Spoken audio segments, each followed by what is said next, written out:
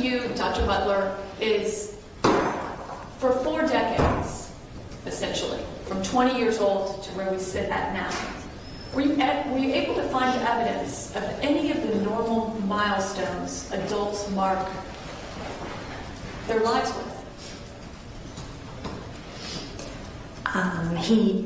He had a son, but I mean, which having a child can be a marker for some, and did get briefly married, but even, that was in prison and whatnot, and that will be explained later. But other than that, in terms of, graduating high school or finishing college or owning, renting an apartment or owning a house or going on vacation, or saving up for a new car, no, buying a new couch. No, it's it's very much like the records have indicated, which was unfortunately a very kind of self-fulfilling prophecy in terms of the inadequacy and the immaturity and the sense of inferiority and everything that he thought about himself at age 20 came true. Dr. Butler, I'd like you to refer to your screen, and for the record, this is State's Exhibit.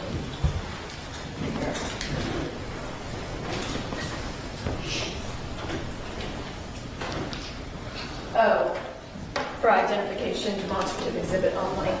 Is it State's Exhibit or Defense Exhibit? Defense Exhibit. And this is a composite exhibit. This photograph that we're looking at, what is this a photograph of? This is a photograph of Mr. Smith's mother, Patricia Bohr, and Mr. Smith when he was a baby.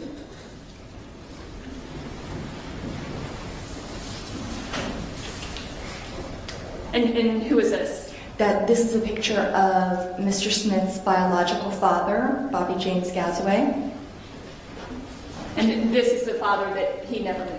Correct. That's the father that he met for the first time when he was 49.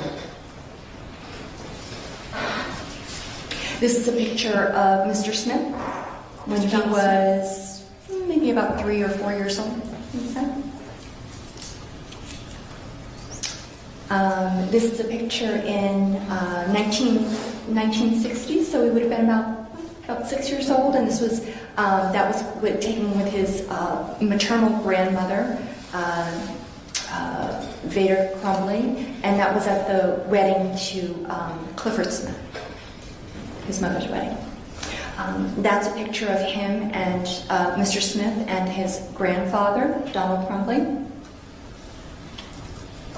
This is a picture of Mr. Smith, just a little bit older, with his maternal grandparents, Donald and Vader Crumley. This is a picture when he was, I'd say, approximately 8 years old. That's Mr. Smith. This is a picture when Mr. Smith was approximately 10 years old. A school picture. And the educational records that you received, when did Mr. Smith drop out of school?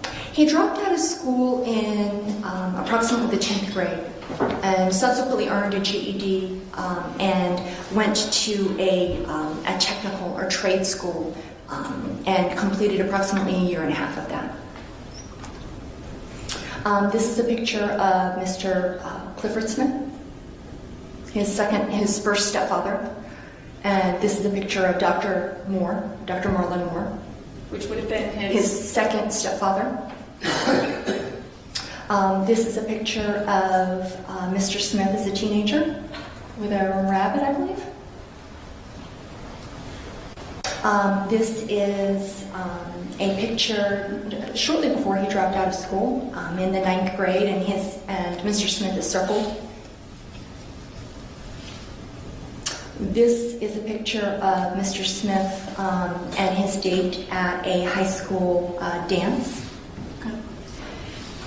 And as you, number one, where did you get these photographs? I got these photographs from his mother, Mrs. Moore, Patricia Moore. After this high school dance, were you able to get any photographs of Mr. Smith living life? No, I was not able to. And this is his third stepfather, who married Mrs. Moore while Mr. Smith was incarcerated. So he never got to know Mr. Johnson. And Mr. Johnston is deceased at this point? No, Mr. Johnson is alive. Are these the only adult photos you could get? These were pretty much the only adult photos that I could find. And there are many more, are there not? Oh, yes, there are many more. But this, in fact, shows the progression of how Mr. Smith lived his life. Correct.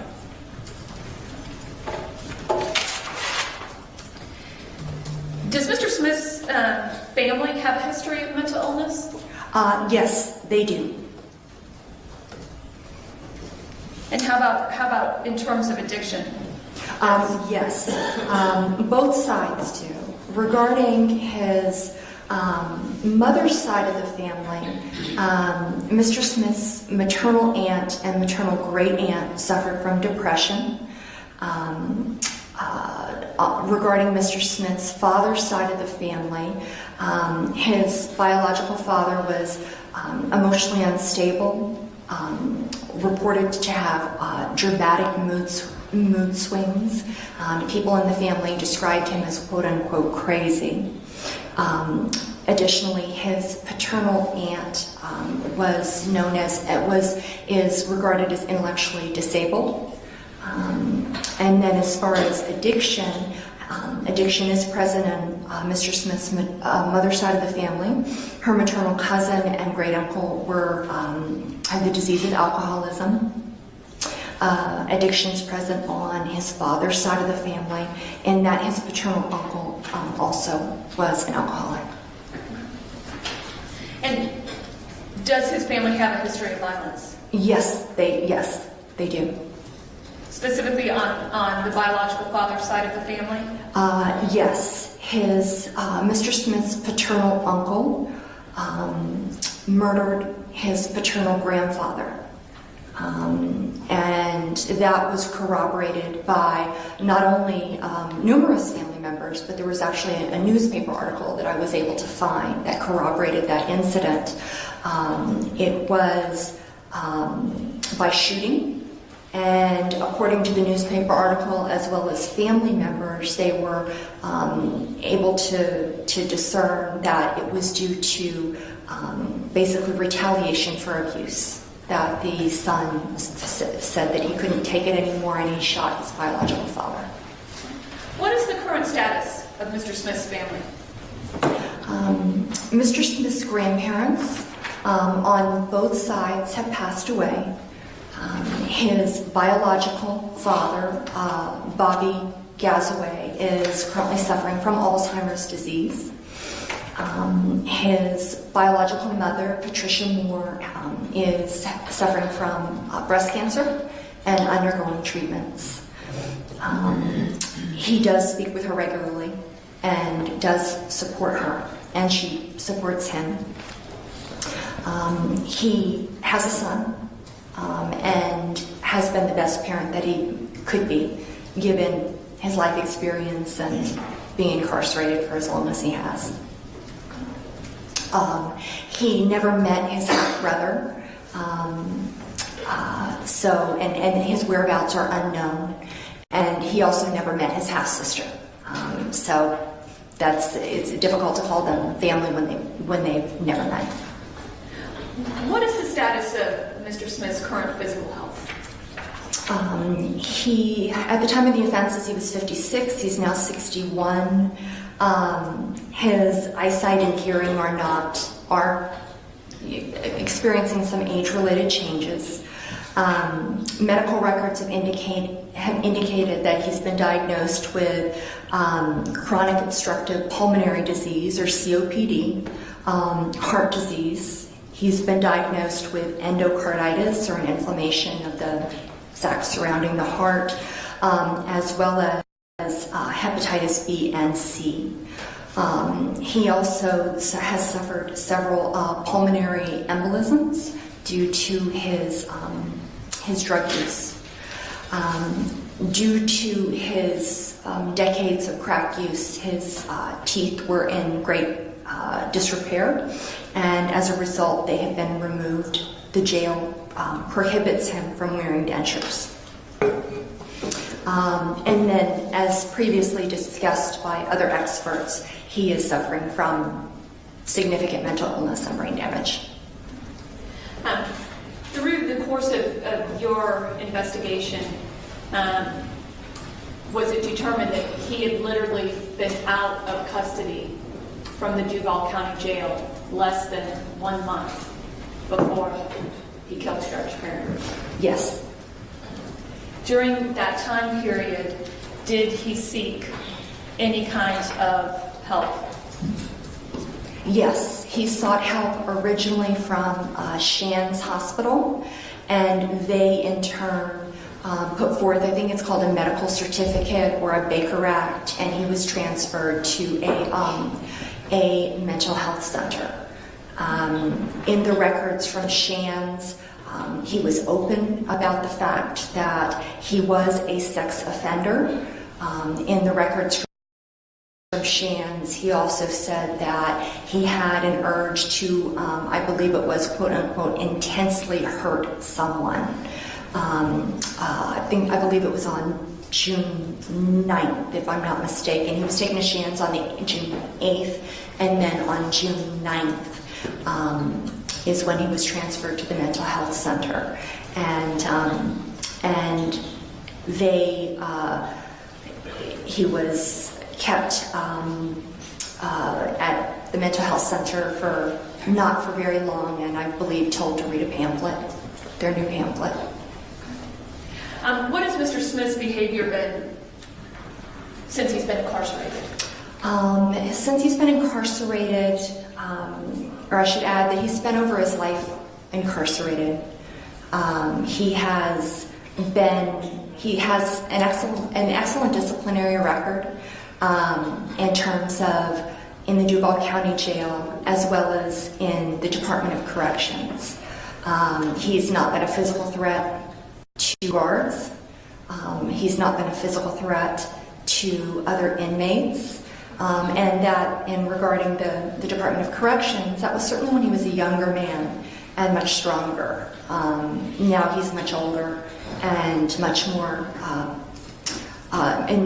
more poor health, I guess you could say. So he would certainly be prey as opposed to predator. In the 100 hours that you have spent with him, Dr. Butler, has he ever been disrespectful to you? No, he has not. Thank you. I don't have any further questions, Your Honor. All right, any cross-examination? Yes, Your Honor. Thank you. Good afternoon, Dr. Butler. Good afternoon.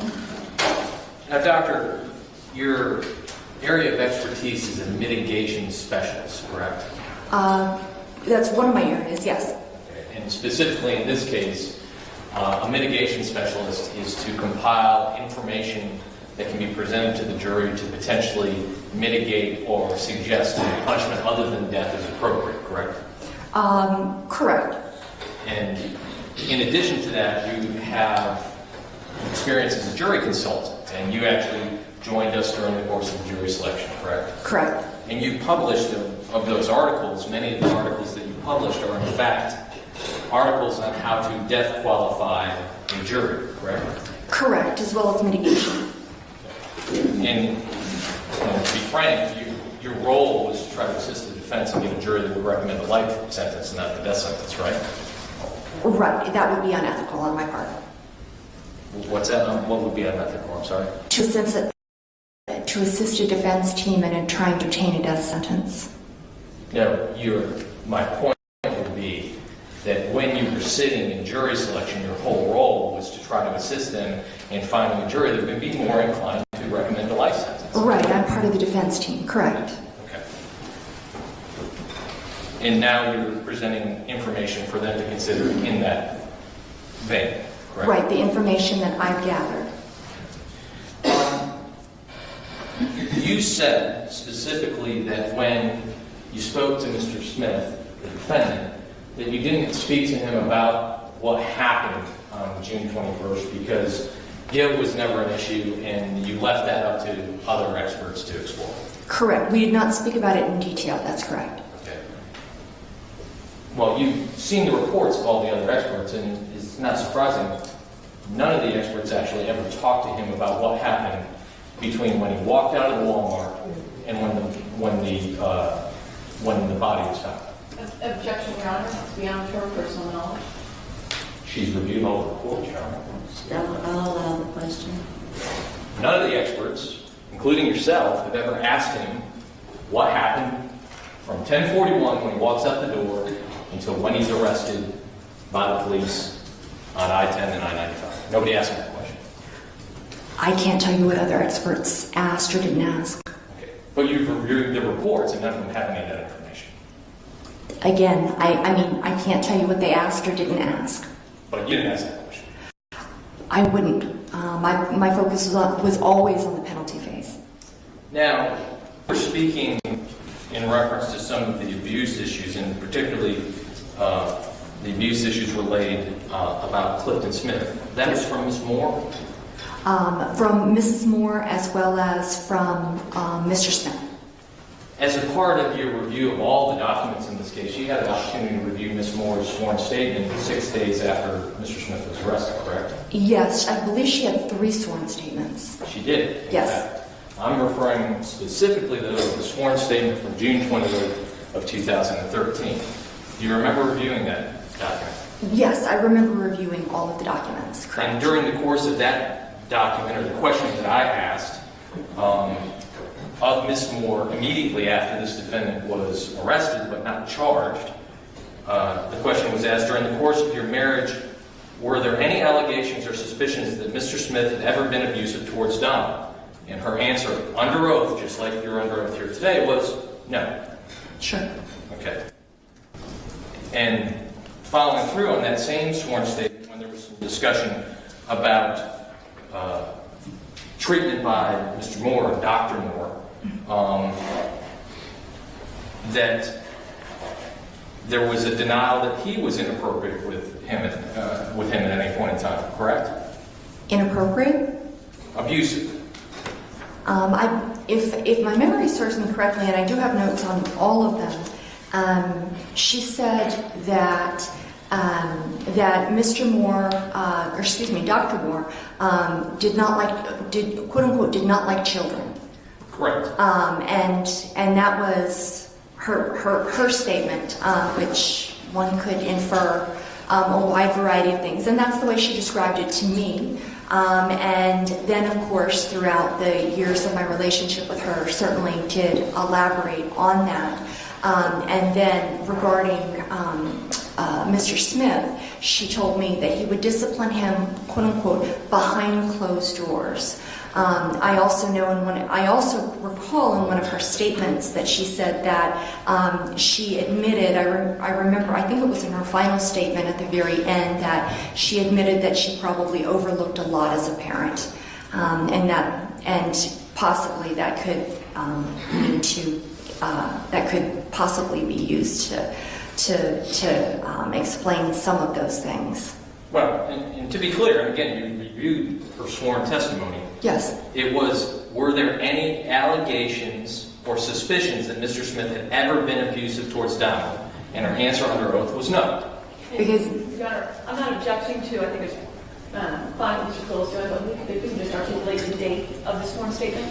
I'm simply referring to June 28th of 2013. right. Page 7, line 13 through 16. She said there were no allegations or suspicions that Mr. Smith had ever been abusive towards Donna. Her answer was no, under oath. Right, and I recall that. And it doesn't surprise me that she said that. Okay.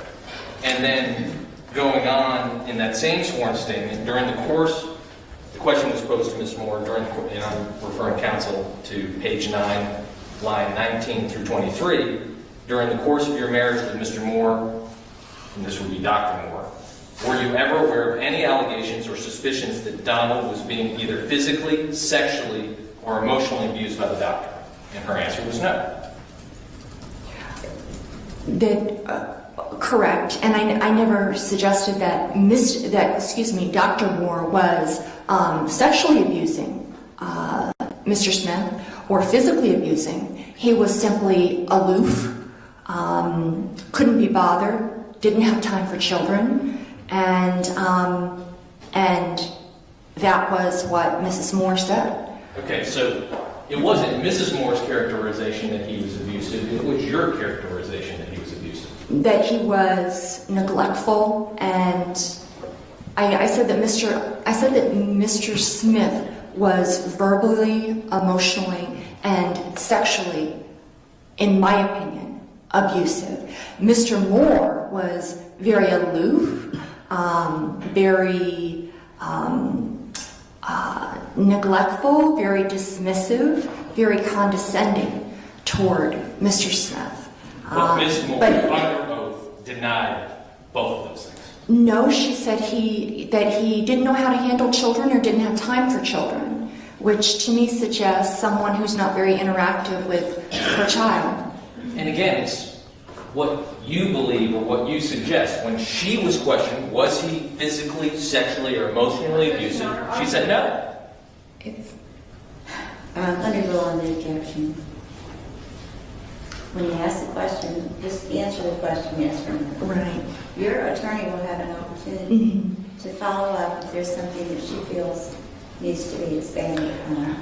So we can get past this, just answer yes or no. Sure. I have a different interpretation of that statement. You have a different interpretation of the word no? With respect to Mr. Smith, it does not surprise me that she said no, because she told me that Mr. Smith, Mr. Donald Smith, was disciplined behind closed doors. I'm not disagreeing that she said that, but she said behind closed doors. Was Ms. Moore aware of this molestation that you referred to from the boys in the neighborhood? Not to my knowledge. Okay, so the only evidence of that molestation came from this defendant? Yes, and at least psychological evaluation that was done several decades ago, in which he did report that to a psychologist. Okay, but again, everything's coming from him. It is coming from him, and to my knowledge, she was not. She did suspect that he was molested by a family member, but she never confirmed that, she never confronted it, and she never did anything about it. Okay, what about the suicide attempt on Orange Picker Road? Was she aware of that? That I'm not sure about. Okay. I don't Did you know. get that from him? Excuse me? Did you get that from the defendant? Yes, That would have been the only place it would have come from if it didn't come from Ms. Moore. correct. We did not have any records from that date. And again, in referring you back to the sworn statement that was taken from Ms. Moore back on June 28th of 2013, when asked the question starting on the bottom of page 9 and moving on to the top of page 10, lines 1 through 5, were you aware of any traumatic incident or anything that happened to your son, Donald Smith, that would have been traumatic, such as robbery, rape, or any significant physical injury or things of that nature? And her answer was no, correct? Yes, I believe that she said that nothing traumatic or any physical injury or anything of any traumatic nature had ever happened to her son. I believe that, yes, I did read that. Okay. You had mentioned briefly the marriage. Pardon me? The marriage that resulted in the birth of his son, Donald Yes. Jr.? Okay. How long did that marriage last? I believe it was it was very brief. I don't want to say exactly how long. I believe it was perhaps a few years, and Mr. Smith was incarcerated at the time, so it wasn't as if they had lived together. And they divorced fairly shortly after Correct, yes. he was released from jail. Yes.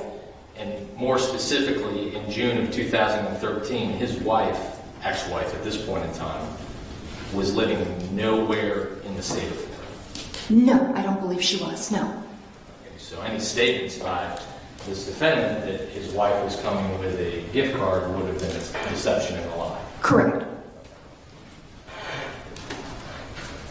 Thank you, ma'am. I don't have any further questions. Dr. Butler, when you talk about your relationship with Patricia Moore and counsel just referred you back to a sworn statement that was taken very shortly after Mr. Donald Smith was arrested for these crimes, why does it not surprise you that she would claim that there was no trauma, no abuse, no problems? Sure. Well, there were 3 statements. She was reluctant to speak at all with respect to at least one, hiring an attorney for, I think, perhaps the second one I could stand corrected. So she was reluctant to speak at all about anything. And then with Ms. Moore's personality, she does tend to minimize. She said clearly in one of the statements, we don't look back, we always look forward. And she said, another statement that she made very clearly said that she admits that she overlooked things as a mother very clearly. In addition, she was aware that the state was either had or was planning on, or there was a good possibility that they were going to seek the death penalty against her son. And I think she was very frightened to provide them with any ammunition that could lead to his execution. You ended up spending a lot of time with Mrs. Moore. Correct. Under mitigation. Yes. Did she, when you began your investigation 3.5 years ago, did she minimize things to you? Yes, very much so. Very much so. And through that evolving of that relationship, were you able to learn more details? I did. And the true story of the life and times of Mr. Donald Smith? Correct. I don't have anything further now. Anything further from the state? Ma'am, the sworn statement on June 28th, we were asking questions that were actually mitigating circumstances in Mr. Smith's life, such as injury, rape, robbery, abuse. She denied those things. Objection, Your Honor, argumentative. He's already established the impeachment. At this point, it's argumentative. I would overrule the objection. There were things of mitigation, correct? What professionals would know is mitigation, but a layperson wouldn't know those circumstances as mitigation. And one thing that did change after June 28, 2013 is the state court that did file a notice of intent to seek the death penalty against him. I'm not sure when the notice was filed, but yes, it was eventually filed. That's correct. Nothing further, Your Honor. May this witness be excused? Yes. Thank you, Dr. Butler.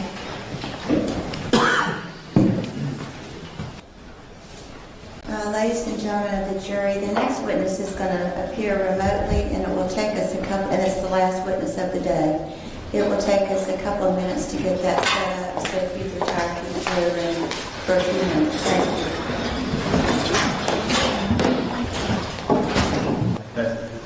Thank you. For the record, just to address the media's concerns earlier, I just need to put on the record that the media objected to us not broadcasting this witness completely.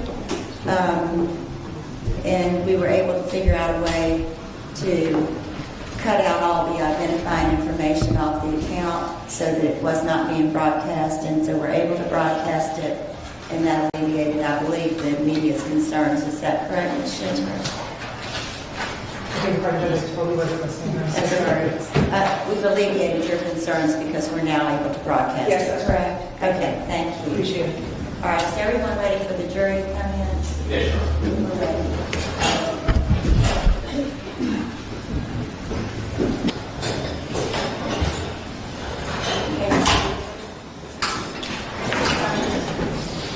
If you'll call your next witness, and then I'll explain to the jury. Yes, Your Honor. The defense at this time would call Donald Smith, Jr. Okay, now, ladies and gentlemen of the jury, we had a little bit of difficulty getting this connection, so we went ahead, and he's already been sworn and is under oath. because he's in a different location, maybe you've seen this on the news before, a person will ask a question and the respondent looks like they haven't even heard it for a second. There's a little bit of time delay. Okay? All right, you may proceed. Thank you, Your Honor. Good afternoon, Mr. Smith. Can you introduce yourself to the jury? My name is Donald Smith, Jr. And Mr. Smith, what part of the country are you in right now? Maine, And sir, how old are you? 25.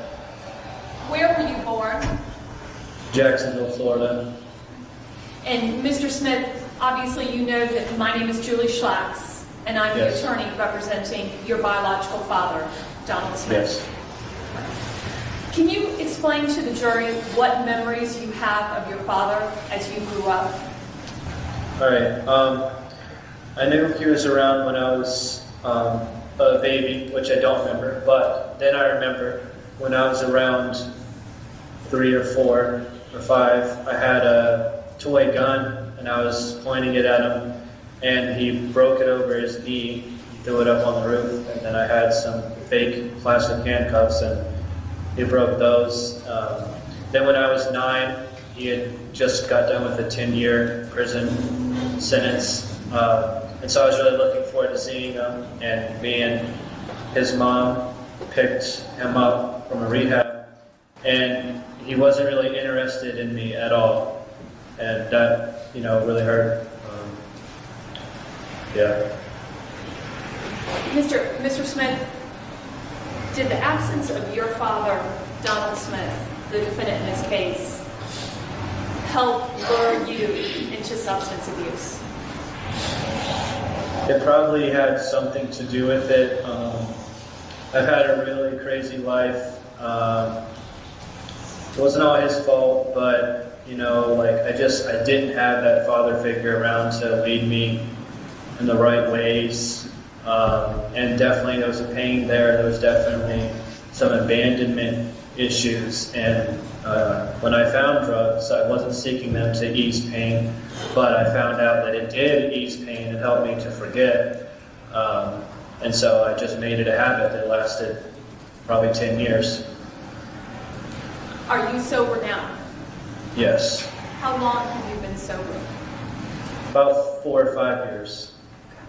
And does it continue to be a struggle for you? Yeah. Let me ask you a rather personal question, Mr. Smith. Did you ever do illegal drugs with your father, Donald Smith? Yes. What was the earliest age that you did illegal drugs with your father?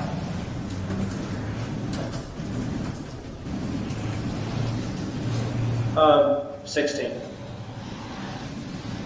Mr. Smith, how was it that you were able to get sober? By the power of God, and He continues to give me strength, and God has given me a purpose and something to live for, and I've seen Him do amazing things in my life, things that are not humanly possible. I've been through some demonic stuff myself. I couldn't even say the name of Jesus. That's how you know there's power in that name, Where are you in your life right now? Are you attending classes?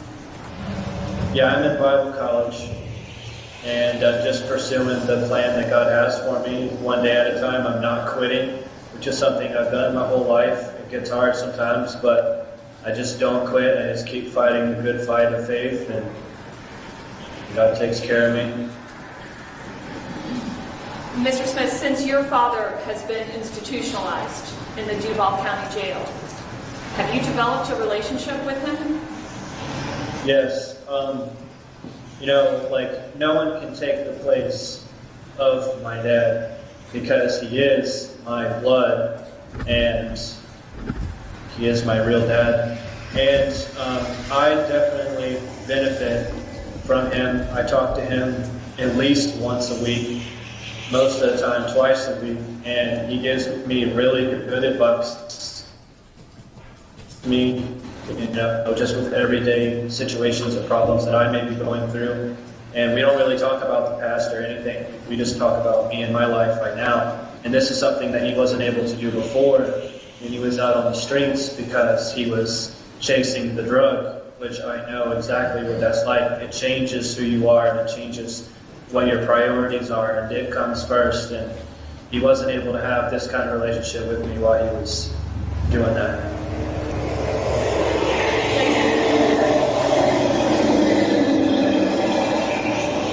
You broke up on that part. That's okay. I was just letting that car go by. Mr. Smith, has your father's institutionalization helped you keep sober? Yeah, because I could have easily ended up in prison, and part of me, feels like who would I have been if he would have done all the things that a father usually does with their kid, playing catch and going fishing and stuff. But I've still learned just as good a lesson, if not better, because he wasn't around, and I never ever got to do any of those things with my real dad. Now I know exactly what I need to do as a father. So it taught me some great lessons. Are you closer to your biological father, Donald James Smith, than anybody else in your family at this point?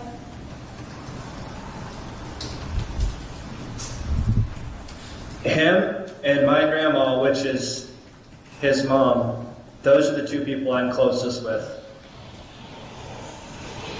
Do you look forward to talking to your father now that he's inside? Yes. I don't have any further questions. Any cross-examination? No questions, Your Honor. All right, tell him thank you. We Mr. appreciate it.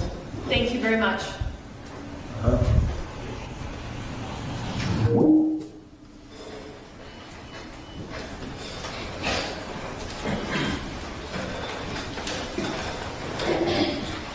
And Your Honor, we can just have a brief moment. Of course. The defense rests on. Okay.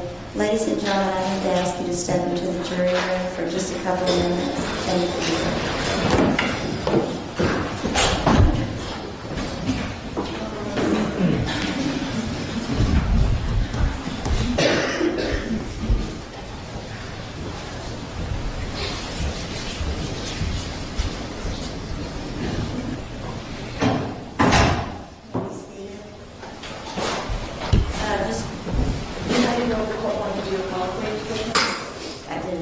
That's why I excused the jury. Do you need more time to talk? No. Mr. Smith, if you'd stand, you're already under oath from earlier today in case we needed to ask any questions. Your defense has announced rest for their portion of the case in the penalty phase. Do you understand that? Yes, ma'am. Okay. Do you understand that that means they're not going to present any other witnesses? They will have argument, but not any other witnesses. Do you understand that? I do. And if you had a discussion with them about whether or not you would like to testify during the penalty phase, Many times. okay, if you elected to remain silent, Yes. and you understand the jury's been told several times that you, of course, are entitled to remain silent, it's not your burden to prove anything. Do you understand that? Yes, I understand. Now, in the penalty phase, you do have some burden on mitigating circumstances, but your defense has spent 2 days on that. Do you understand that? I'm looking at it. Your defense has spent 2 days, Okay. parts of 2 days, presenting witnesses on the mitigation phase on your behalf. Do you understand that? Yes. As far as whether or not you're going to testify, we have numerous conversations between you and I, as well as numerous witnesses who have testified to you have a GED, your intelligence level is good, you've had no problem understanding what's going on, that you had sufficient time to speak with your attorneys before making your decision not to testify. Yes, ma'am. Do you need any more time to speak with them? No, ma'am. And do you have any other questions of me on that, for that issue? No, ma'am. And did they answer all your questions regarding the issue of testifying? Yes. Okay, I do find that Mr. Smith has freely and voluntarily waived his right to testify, that he does wish to elect to honor his right to remain silent at this stage of the trial. He also understands that all of the defense witnesses have been presented for mitigation and that there will be no further witnesses other than, no witnesses, but there will be argument certainly on his behalf regarding mitigation. Is all of that correct, sir? Yes, ma'am. Okay, thank you. Does the state have anything else? There's no further. Okay. May I go ahead and send the jury home? Yes, Your Honor. Okay, we still have things to do, I know, but I can send them home. Yes, Your Honor. Yes, Your Honor. Do y'all think 9:30 is a reasonable goal for them to come back? I believe so, Your Honor. Yes, Your Honor. Okay. All right, if you bring the jury in. Your Honor, Wait a second. one last thing, you want to deal with that sequestration issue before they come back in the event that didn't we have to address that? You're right, I'm sorry. Sorry, Mr. Smith, if he's saying it again. We had talked yesterday about sequestration of the jury. Once they go out to deliberate in either stage of the trial, you have the right to have them sequestered. As you know, we tried to plan the schedule so that that doesn't become an issue, that hopefully after closing arguments and instructions, they will have enough time to make a decision. But assuming they did not have enough time to make a decision tomorrow, you had told me yesterday that you were going to waive the right to have them sequestered. Is that still correct? Or That's right. okay. Do you need any more time to talk to your attorneys about that? No. Okay. We will do everything we can to try to have a resolution without that even being an issue. But just in case, we need to know how you feel. And you're telling me that you do waive sequestration of the jury if they're not able to reach their verdict tomorrow. Is that correct? Yes. I do find that Mr. Smith has freely and voluntarily waived his right to sequestration, and for the record understands, and as do the attorneys, that we have all tried to schedule so that that even does not become an issue. So we'll see where we are tomorrow. Okay. Thank you. Thank you. Anything else? Nothing else. All right. You can go to jury.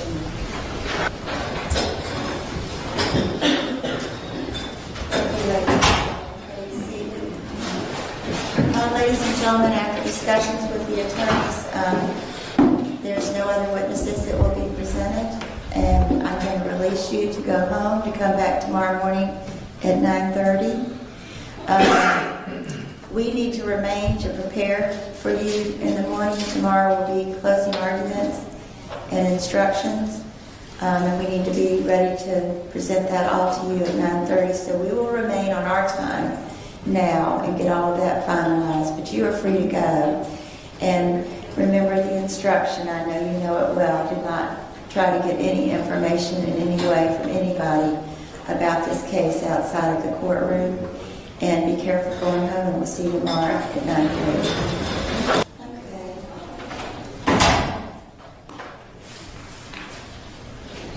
Y'all have proposed jury instructions? We do. And I have a copy of, and I can, They're incorporated into the instruction. okay. And we may not agree as to what they are, but we incorporated all of the 92 that were there into the instructions. Are y'all agreed everything can? No. No, for the record, Your Honor, what we did is they're obviously the standard instructions. We then also included the aggravators that were noticed when we believe there's evidence of, the statutory mitigators, and then there's a long listing of non-statutory mitigating factors that I think we need to go over, because I think some either were not established or some, or there was no evidence of it, but and also some are a new way of saying a pretty reasonable environment. I guess that you close it. Oh, is that your All right, so let's just go over from a lot of the beginning part will be standard, correct? Yeah. Okay, so I've got a cover sheet saying that I'm reading these instructions to the jury. That'll be tomorrow. The final jury instructions for penalty phase proceedings. And then it lists on even the first page, the aggravating factors alleged by the state are: 1, previously convicted of a felony involving the use or threat of violence to another person; 2, the first-degree murder was committed while Donald James Smith Sr. was engaged in the commission of a kidnapping and a sexual battery; 3, the first-degree murder was committed for the purpose of avoiding or preventing the lawful arrest; 4, the first-degree murder was especially heinous, atrocious, or cruel, and then there's some defining information after that. 5, the first-degree murder was committed in a cold, calculated, and premeditated manner without any pretense of moral or legal justification. And then there's some identifying information after that. And then 6, Cherish Periwinkle was a person less than 12 years of age. So before we go any further, is there any objection to the, any objection to the court reading those 6 aggravating factors and the defining information contained in number 4 and 5?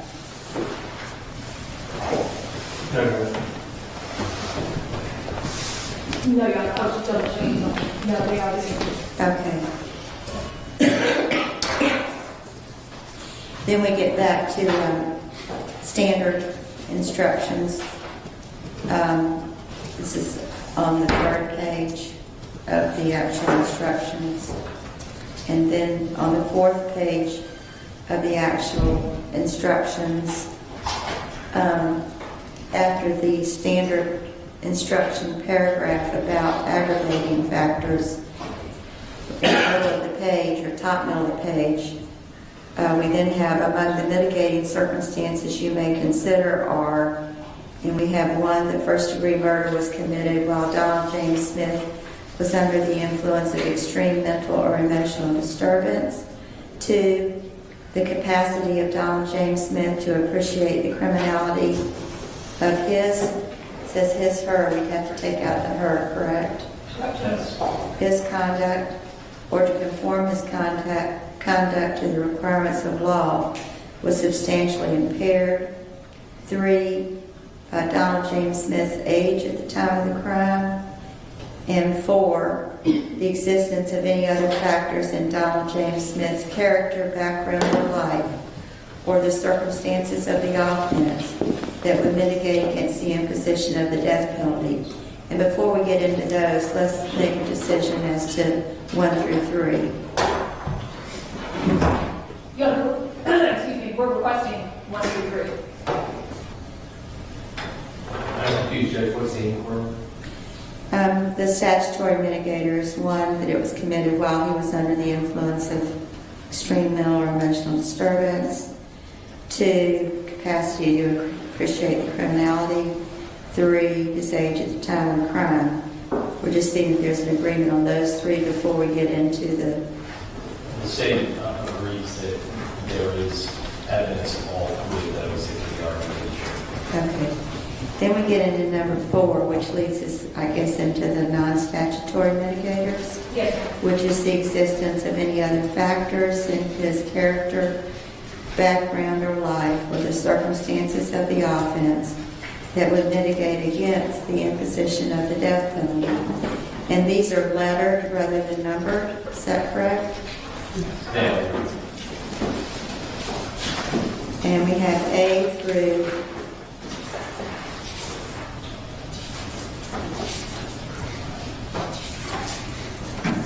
quadruple N. Okay, I guess these are all your requested mitigators, is that correct? that is correct, Your Honor. Even though they might be labeled differently, those are the ones you've requested? Yes, Your Honor, I provided these to the state of Florida. Okay. I think the easiest thing to do is for the state to start pointing out ones to which they disagree, or do you want me to read them all into the record? Judge, I think let's just go one by one. Okay. I think that's clear for the record. Okay. A, and instead of saying Donald James Smith over and over, I'll just say his biological father left before he was born. As a result, he never had a relationship with him. There's no objection. Donald James, well, his parents were forced to divorce by his maternal grandparents, who openly disapproved of his biological father. No objection. Okay, if you would add quotes at the end of that statement, because you've got quotes at the beginning. Yes, sure. Do you see that, Ms. Schlags? I do, Judge. Okay. I'm sorry, Mr. Fletcher. C, his mother suffered from depression during her pregnancy. Ann was 17 years old when she gave birth. Judge, in my memory, may not be as good as it was, but did Dr. Butler say she suffered from depression? I don't recall that testimony being brought out before the jury. I will concede that testimony was not brought up. I don't recall it either. So that one can be changed to Donald James Smith's mother was 17 years old when she gave birth. Yes, we have no objection to that. And do you want it to say to him? I mean, when she gave birth to him? Probably should. Yes, Your Honor. Okay.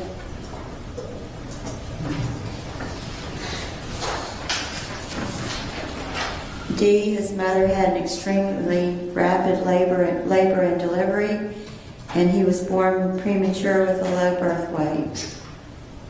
Your Honor, I think there was evidence that he was born premature. I think low birth weight is an interpretation. I think the birth weight was disclosed as 6 pounds 2 ounces. Yes. Which I hope that's not too low. But I don't think there's any evidence of extremely rapid labor and delivery. I do not recall Dr. Butler giving any evidence to that. I did not hear any evidence of that, Your Honor. So it would be changed to read Donald James Smith's mother, Or no, Donald James Smith. Donald James Smith with no apostrophe S, was born premature with a low birth weight. Is that correct? Yes, sir. I think the jury can determine whether they think 6 pounds, whatever ounces, is low birth weight. Yes, Your Honor. E, Donald James Smith's mother wanted to give him up for adoption. He was aware of her wishes, and this knowledge impacted him emotionally. Judge, I don't think there was any evidence that he was aware of that. My- Brought out that she wanted to give him up for adoption, but I don't remember there was any discussion or any evidence presented that he was aware of that. You know, my memory of the testimony was that Dr. Butler did indicate that he was aware of that.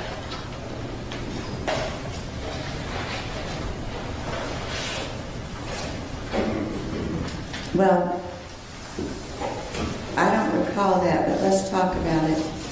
He certainly wasn't aware of it at the time, correct? He was an infant. He certainly wasn't aware of it at the time. He was an infant. Right. The testimony was when the baby bracelet was found with God's away, that's when it came out, that she had wanted to give him up for adoption. No, that's when it came out that he had a biological father other than... In addition to that. I don't believe that. We can ask that court for a check, but I don't believe there was any evidence that he found out that he was born for adoption. Let's keep going. I'm going to put a question mark right there. I don't know what it would take for Madam Court Reporter to find something like that. Huh? It's a little different than a given for adoption. Okay, well, go ahead and look for it then. It was very conflicted because her parents forced them to. They did get married, and her parents were very angry about them. Said if they continued to be married, they would force. They basically wouldn't speak to her again. Particularly her mother, so they, I don't know if you want to say forced, but strongly coerced her to divorce the man that she filed counsel of, and so she moved back in with her parents, gave birth to Mr. Smith, and she lived with her parents while Mr. Smith was for the first few years of his life. And she wanted to give Mr. Smith for adoption because she's a single mother, but at that time she divorced Mr. Gasway, and she knew she didn't have the means to support a son. And her parents got wind of that and said, no, we'll adopt him, and she knew how she had been raised and said, no, I don't want to do that, so I'm going to raise him. I guess the only other thing you could look for is baby bracelet. Isn't that what they call the bracelet? I think they did. Yes, Your Honor. I think bracelet or gas oil, because it came out, the bracelet had gas oil on it. I hear this. And later on, and this is really fast forwarding, when he was 9 years old and he had acquired a stepfather, he was just kind of looking through his mother's jewelry box and he found a baby bracelet that said Gasaway. And he asked what it was, and she said at that point she told him that he had a biological father and his name was Bobby Gasaway. Then the question, did Mr. Smith ever have a relationship with Bobby Gasaway? Answer, he never had a relationship with Bobby Gasaway. He met him for the first and only time when he was 49 years old. And that was upon Mr. Smith's instigation when he reached out to his father, who lives in a very rural section of Georgia, which is where I visited that area, and they went and met for the first time. And the meeting didn't go as planned. It was very awkward, as you might imagine. The biological father, who had 2 other children he knew of, and whom he had kept in contact for a period of time, one of Mr. Smith's half siblings, and they don't know the whereabouts of now. Mr. Gasaway was just kind of apathetic about the meeting, and Mr. Smith was devastated that he waited this long and the meeting had not gone very well. There's no mention of him becoming aware. He's aware now, obviously, but at the No, I would concede that we don't have testimony. okay, so E would be Donald James Smith's mother wanted to give him up for adoption, correct? Yes, Your Honor. F, his mother always felt more like a sister than a mother to her son and rarely disciplined him. I think we had extensive testimony how she enabled his drug habits, how she did not. I think those are separate aggravators that are listed later on, but I don't think there's, or mitigators, but I don't think there was evidence that she felt like he was a sister to him. You know, about where discipline. I don't recall any testimony about either that she felt more like a sister or that she rarely disciplined him. I agree, there's a lot of testimony about her enabling him. I'm taking Mr. Quill at his word that that is in here later. No, I know that it is. Okay. I don't think there was any testimony to that. I'll circle it, but that's F. G, mental illness runs in his mother's side of the family and in his biological father's family. No objection. Clearly we have that. H, addiction runs in his mother's side of the family and in his biological father's family. No objection. That's clear. I, emotional instability leading to physical violence is... I'm sorry. I, emotional instability leading to physical violence is present on Donald James Smith's father's side of the family. I don't remember hearing anything about his father's side of the family. Um, Maternal uncle, which is later on. But Well, that's next, but that is his father's side of the family. well, no, I understand that, but the point being, I think it's doubling in essence. It's both are the same thing. The only evidence of that is the fact that his maternal uncle shot his grandfather to death. I mean, I have no objection if the court feels that fact in and of itself establishes it. I would not contest that fact is brought up before the jury. Do you want them both in there? Yes, Your Honor. I'm going to leave them both in there. I and J. I is the leading emotional instability leading to physical violence, and J is the paternal uncle shot his grandfather to death. Correct? Yes, sir. K. His mother spent very little time with him as a baby, instead focusing all of her attention on finding a man who could provide her with the lifestyle her parents felt she deserved. No objection. L. I guess it should be Donald James Smith without the apostrophe S.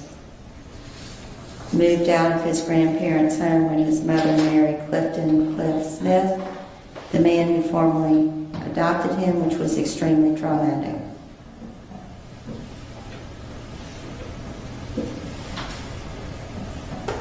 No objection. Okay, just need to take out the apostrophe S. It sort of reads weird, I'll leave it, that's the way that that's wants it. The moving out of the home was extremely traumatic. There was evidence of that. I don't think the adoption was. It almost reads as if adoption was extremely traumatic. But it's fine. It just identifies who the person is. That's fine.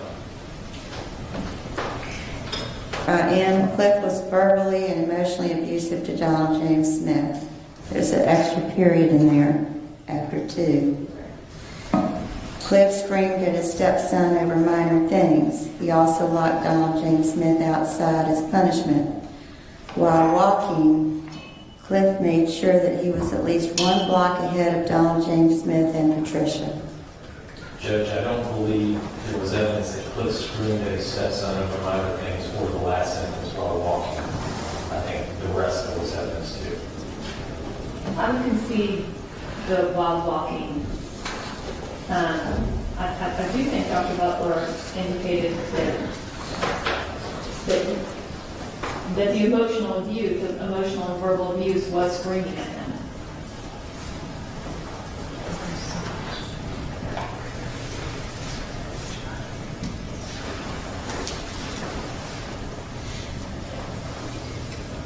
She clearly testified that he was verbally and emotionally abusive. And she talked about the being locked outside. I'll take out while walking from then on, but I don't remember her testifying that Cliff screamed at his stepson over minor things. Can you look that up? You just look for minor? I'll look for minor. That's what it is. Yeah, or screamed. I don't remember any testimony about screamed.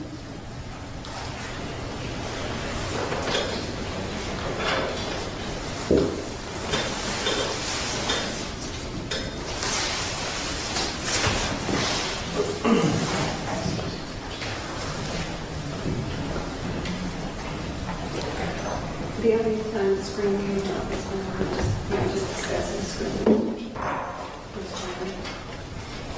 There's no screamed in the testimony I at looked all. for screaming, I looked for screaming, so just to be sure.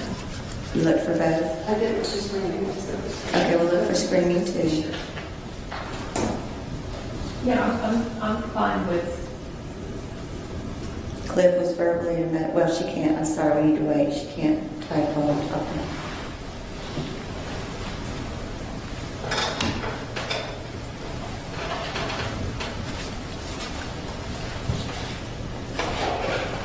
That's the only time when scream or screaming. It's never mentioned by anybody about anything screaming.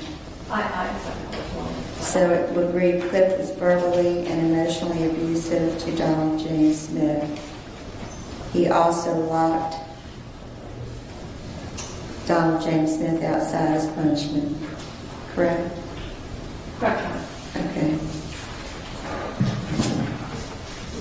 And Cliff was physically abusive to Donald James Smith. He threw things at him. Cliff grabbed Donald James Smith by the neck and beat him for minor things. Donald James Smith was once whipped for spilling pudding on the stove and getting burned from it. I would concede we didn't have any testimony to that. On any of it? I do think we did receive some testimony that Clifford Smith was physically abusive to Don, but no specifics. I don't remember any physically abusive allegations.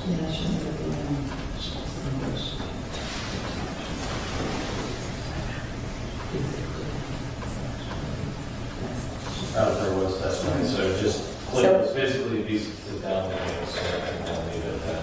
All right, so Anne will read, Cliff was physically abusive to Donald James Smith.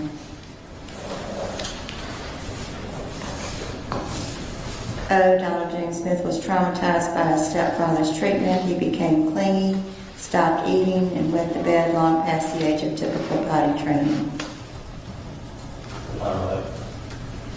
P. Donald James Smith's stepfather demonstrated signs of mental illness. He was paranoid and obsessed with violence, even claiming he was part of the Gestapo. Donald James Smith was terrified of what he witnessed.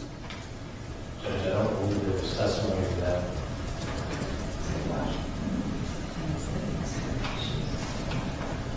I would concede there was no specificity about the Gestapo, but that he was obsessed with violence.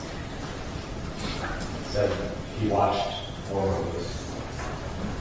There's a difference between obsessed.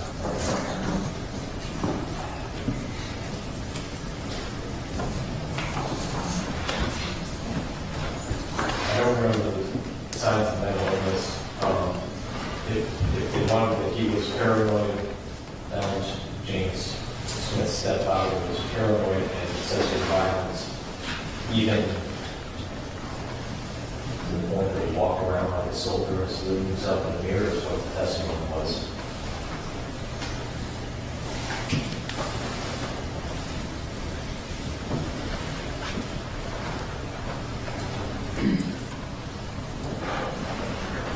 You agree it should say Donald James Smith's stepfather? Of course, I think we need to put Cliff because he had more than one stepfather, and I know we're talking about Cliff right now. But just to be clear, I think it needs to say Cliff, doesn't it? Because he had Well, more I than... think it could be just put Clifford Smith was paranoid and obsessed with violence, and then describe Marshall Mathis and saluting himself in the mirror. They need that, and the defendant was terrified of what he witnessed. Yeah, we're satisfied with Clifford Smith was paranoid and obsessed with violence. Donald Smith was terrified of what he witnessed.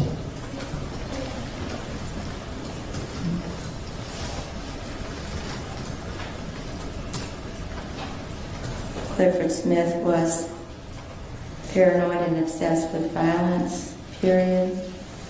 Donald James Smith was terrified of what he witnessed. Is that correct? Yes, Okay. Q, Cliff's job in the insurance business. Probably should be Cliff apostrophe S. Job in the insurance business forced him to move regularly.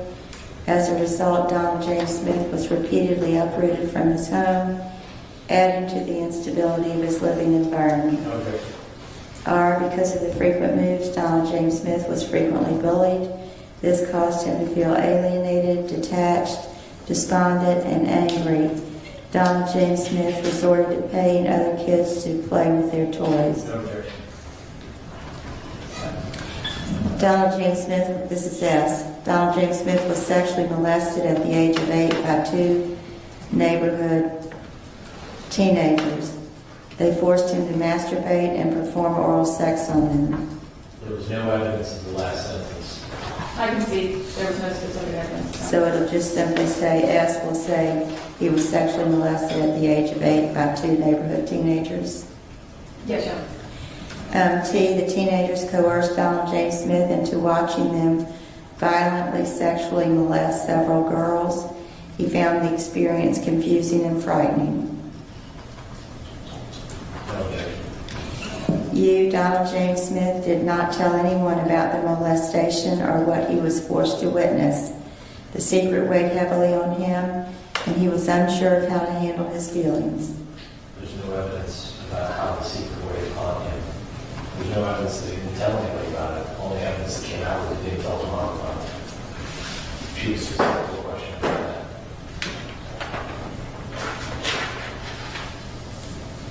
I'd like to change to Donald J. Smith did not reveal the abuse to his mother.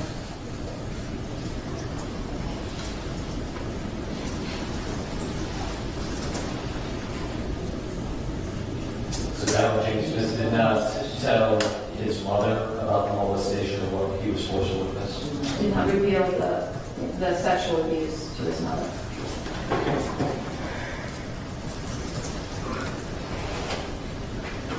So you should read Donald James Smith did not reveal the sexual abuse to his mother, Yes, John. period, correct? Yes, John. V, Donald James Smith's mother suspected that her sister's husband, Bob, molested her son. However, she did not confront them. There was evidence of that. W, Donald James Smith never received treatment for the sexual abuse he endured.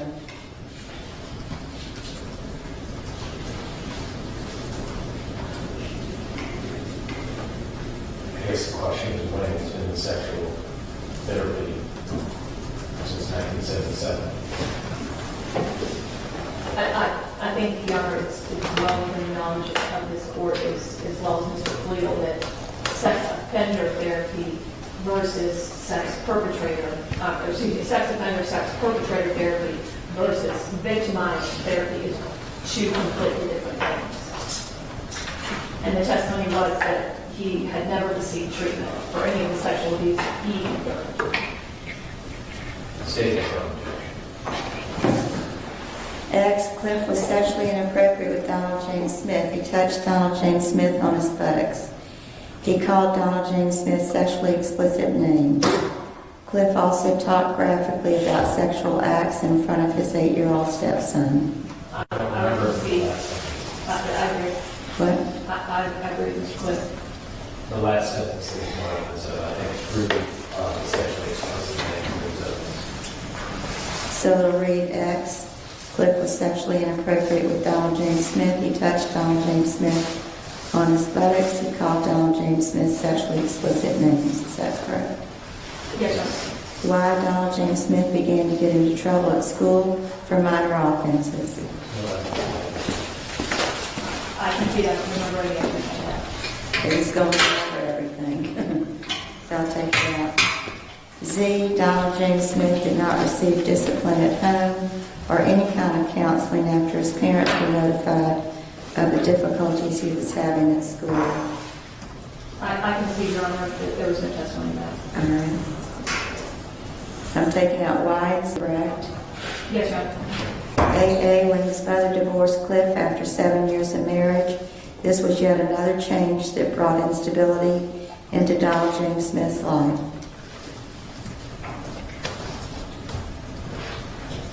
That's fine.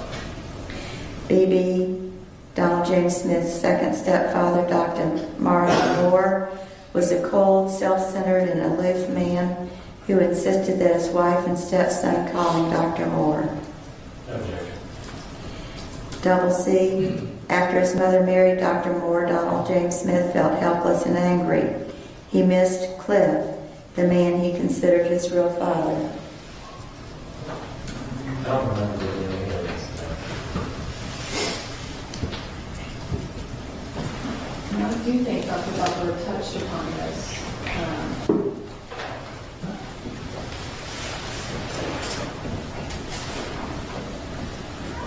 I don't remember there being any testimony that once Mr. Moore married Dr. Moore, the defendant missing Cliff. No, I would concede that there wasn't any testimony of how Mr. Smith felt about the marriage of Patricia Moore to Dr. Moore. So I would concede that there wasn't anything. I'm sorry, I'm not sure what you're saying. Are we deleting double C completely, or are you saying we're just deleting the first sentence, more or less? I'm deleting it entirely. CC is deleted entirely. DD, Dr. Moore was verbally and physically abusive to Donald James Smith. He made it known that he didn't have time for children. I do think there's evidence of that. Definitely verbally, I think it was clarified that also there was these behind closed doors and physically abusing his interpretation. Yeah, I'll leave it. You're requesting it be left, correct? Yes, Your I'll leave it. Double E, as a teenager, Donald James Smith began self-medicating with handfuls of pills from Dr. Moore's home office. He took benzodiazepines, barbiturates, stimulants, and narcotics. He was never confronted with the drug use. Judge, I think there was evidence that he self-medicated with pills from Dr. Moore's home office. There was no evidence as to what he self-medicated with. And I think there was evidence that he was never confronted about his drug use. So I think it should be read as a teenager, Donald James Smith began self-medicating with pills from Dr. Moore's home office. He was never confronted about his drug use. I'm fine with that, Your Honor. So double E will read, as a teenager, Donald James Smith began self-medicating with pills from Dr. Moore's home office. We're taking out that next sentence. And leaving in, he was never confronted with the drug use. Yes, ma'am. Double F, Donald James Smith's occasional prescription pill usage turned into a daily substance abuse. It affected his moods, decision-making, and impulse control. I don't think there's any evidence of that. Yeah, no, I think the next mitigating circumstance covers what the testimony was. So double F will be deleted. Yes, ma'am. Double G, and I realize these will all be renumbered, but Donald James Smith's drug abuse escalated to regularly using marijuana, LSD, PCP, MDA, mescaline, peyote, quaaludes, and cocaine.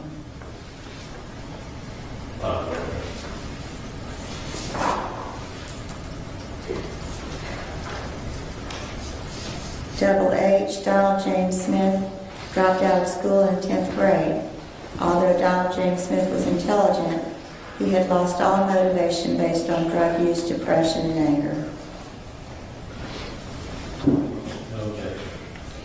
Double I, as a teenager, Donald James Smith began to get arrested, but did not receive any kind of discipline at home or psychological treatment.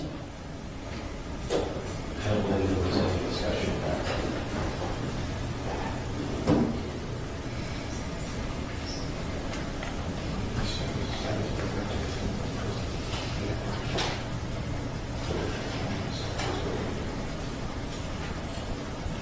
The only evidence that came out is his son's 17th birthday and he was in jail. The only evidence that came out, what? Was that he spent his 17th birthday when he walked into jail.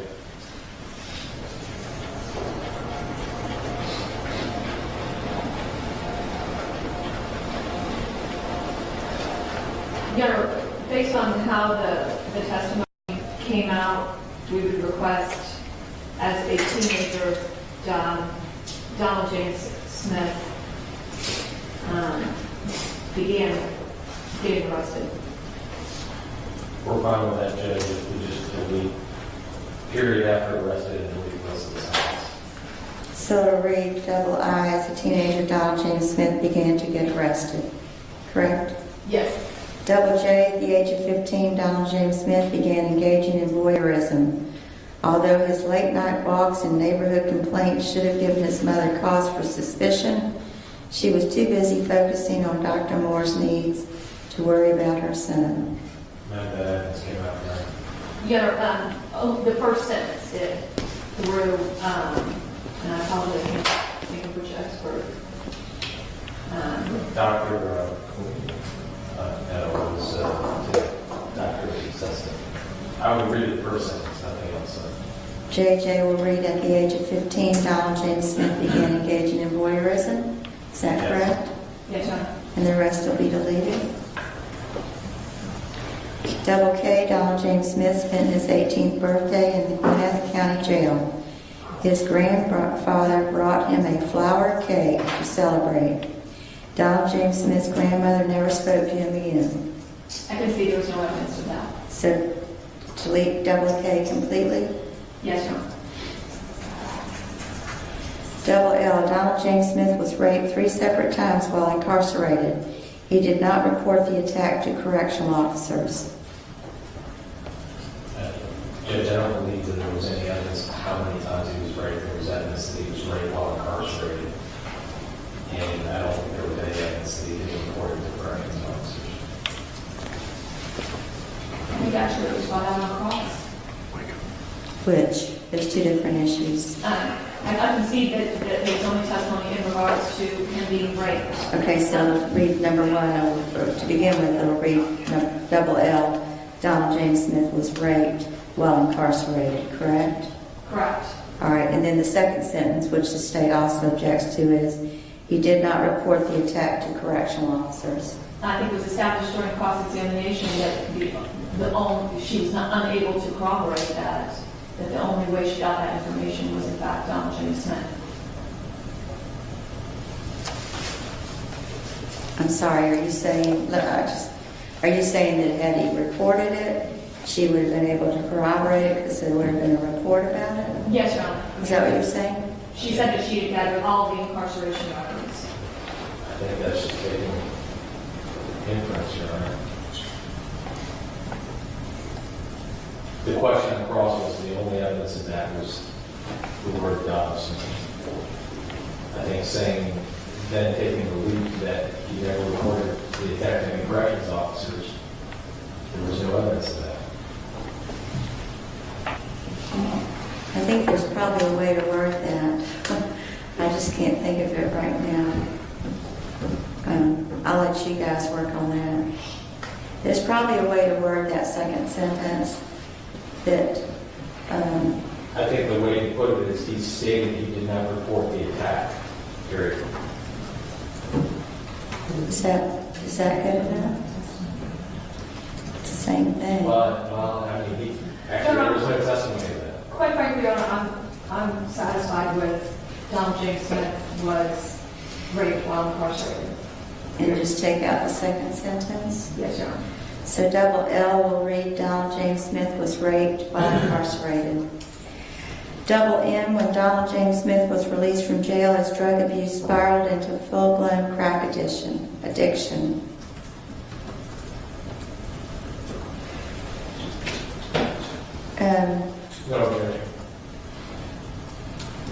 Double N, on crack, Donald James Smith's inability to control his impulses were intensified to the point that he felt like another person. On the streets, Donald James Smith became notorious for his behavior while high. He was paranoid, manic, unstable, impulsive, and prone to violence. Judge, I remember there being some sort of reference to his street name of Crack Wheezy. I think there was some statements about him being paranoid, manic, and unstable, but I do not remember his testimony from violence.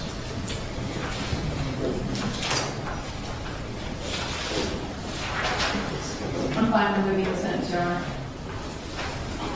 I'm sorry, you're fine with it? I'm fine with removing prone to violence. So it should just read, and there's a remand where inability to control his impulse, his inability was.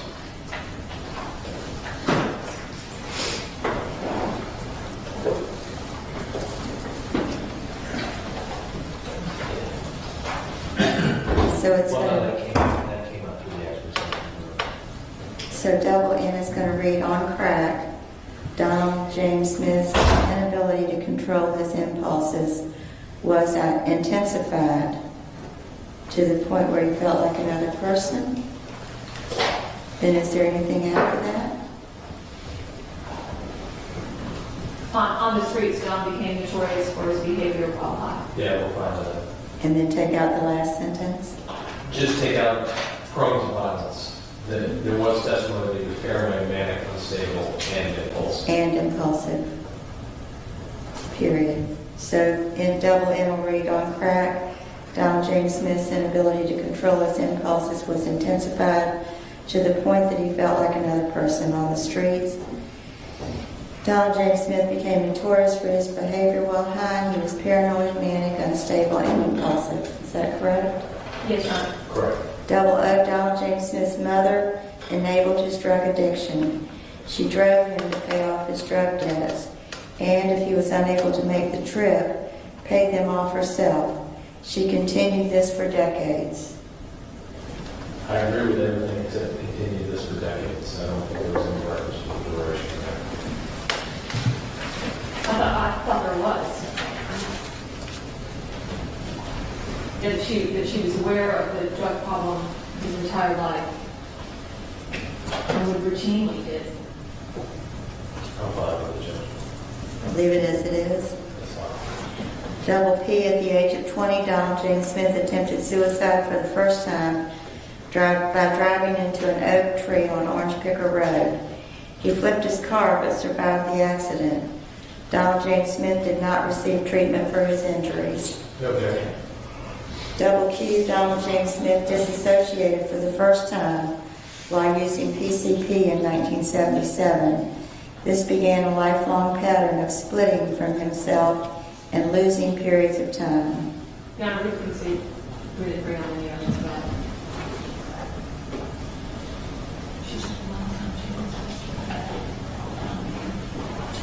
Well, are you saying to take out double Q? Yeah, I think that's what she said.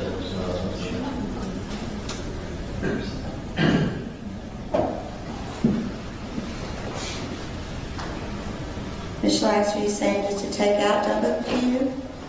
Your Honor, my memory of the testimony, I think the next mitigator addresses it, is Don experienced a dissociative episode. And I would concede there was no further testimony of, on one occasion, he woke up in a woman's car without knowing how he got there. There was testimony that at least on one occasion, he had a dissociative episode where he lost time. Okay, so we're combining double Q and double R, correct? Yes, Your Honor. And so it should say Donald James Smith Experienced a dissociative, is that correct? Yes. Dissociative experience to drug use. Donald James Smith experienced a dissociative episode. Yeah, episode. And then it should say due to drug use. Due to drug use, where he lost time. Where he lost time. Yes.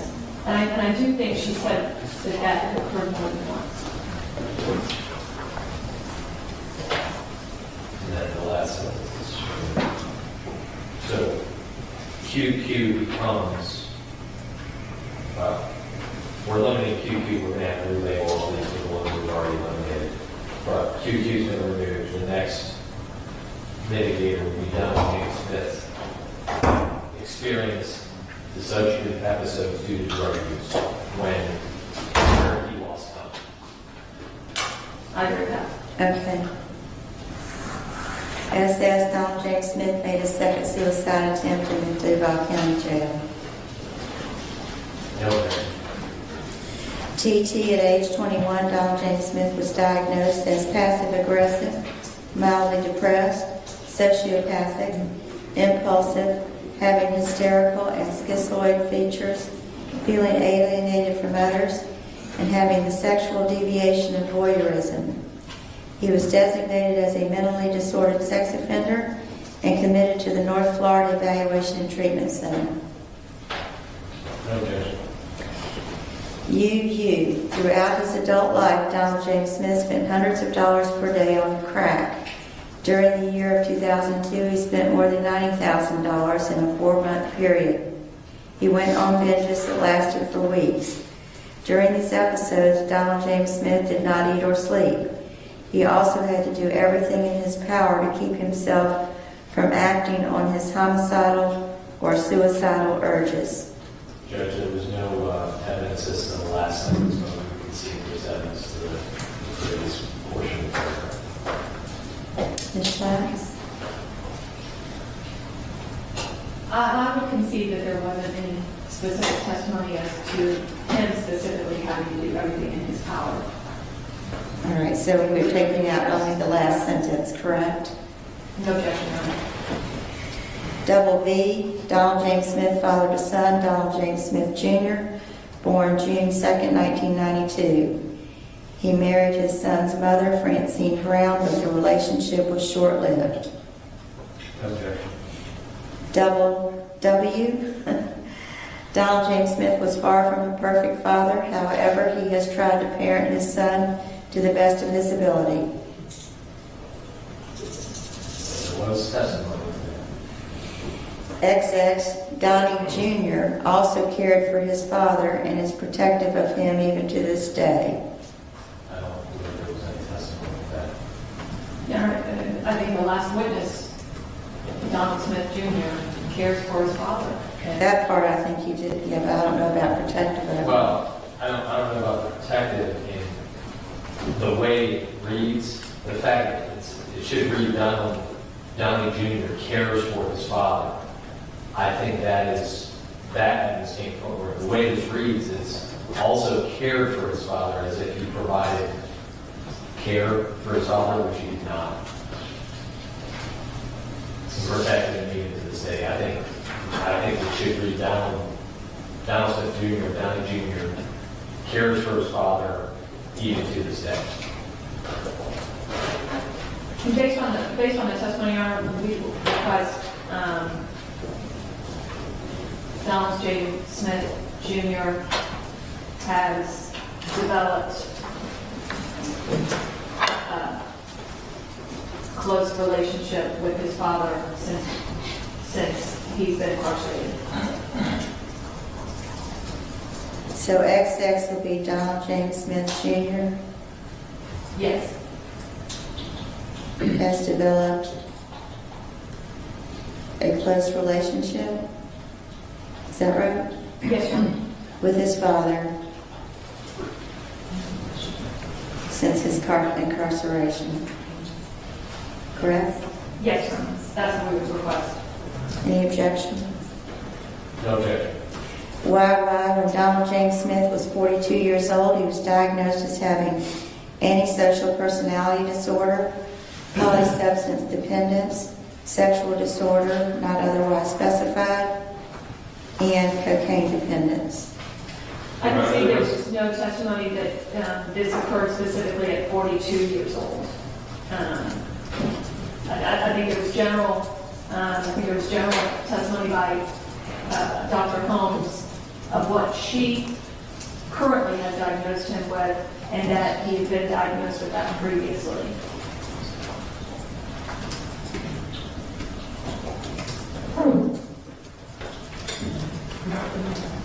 So I'm fine with, and this will eliminate some other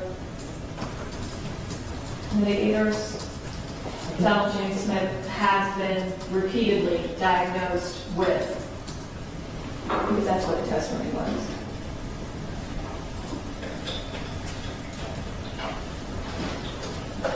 His name is TT.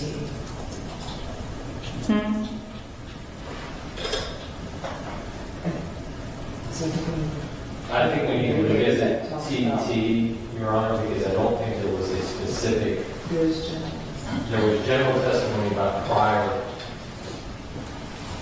prior disorder diagnosis, but I don't think it was specific to 21.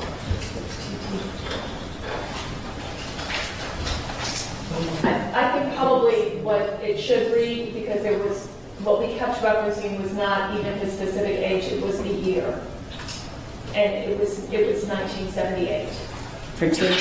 And I'm sorry, that's true, 1977, that's what the judgment was for. That's when he was labeled a mentally disordered sex offender. So that's for TT But there was, Yes, And sir. TT. in 1977 instead of at age 21. Yeah, he was diagnosed or designated as a mentally disordered sex offender in Connecticut, but I don't think there was any testimony about passive aggressive, non-motor depressed, sociopathic, compulsive, having hysterical or schizoid features, feeling alienated from others, and having the sexual deviation of voyeurism. I don't think there was any testimony about that. I can see there was no specific testimony in regards to that. They previously hadn't objected, but I can see it. So then in 1977, Donald James Smith was designated as a mentally disordered sex offender committed for evaluation treatment center. Correct? Correct, John. And then we go back down to double Y, and it would say, Donald James Smith has been repeatedly diagnosed with having antisocial personality disorder, polysubstance dependence, sexual disorder not otherwise specified, and cocaine dependence. Yes, Your Honor. And is there supposed to be a comma after sexual disorder? Yes, There is. that's the way that they actually articulated it in the report. Double C in 1999, Donald Your James. Honor, I think, and this one also makes a good point. Nobody actually diagnosed him as a sexual disorder not otherwise specified. I think you just put pedophilia in there. I think that's more accurate with the testimony that's come out. Okay, so Donald James Smith has been, this is why Donald James Smith has been repeatedly diagnosed as having antisocial personality disorder, polysubstance dependence, Yes, pedophilia, and cocaine dependence. yes, Your Honor. Yes.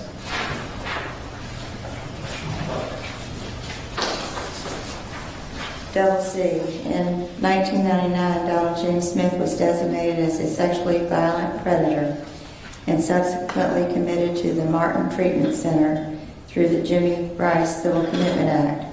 While detained at MTC, Donald James Smith did not complete the treatment plan developed for him. No objection. Triple A, while at the Martin Treatment Center, Donald James Smith engaged in a long-term sexual relationship with another patient who was known for being HIV positive. They regularly engaged in unprotected sexual activity. This was regarded as Donald James Smith's third suicide attempt. I don't think it was designated as long-term, and I don't think there was any testimony that they regularly engaged in unprotected sexual activity. I would concede that.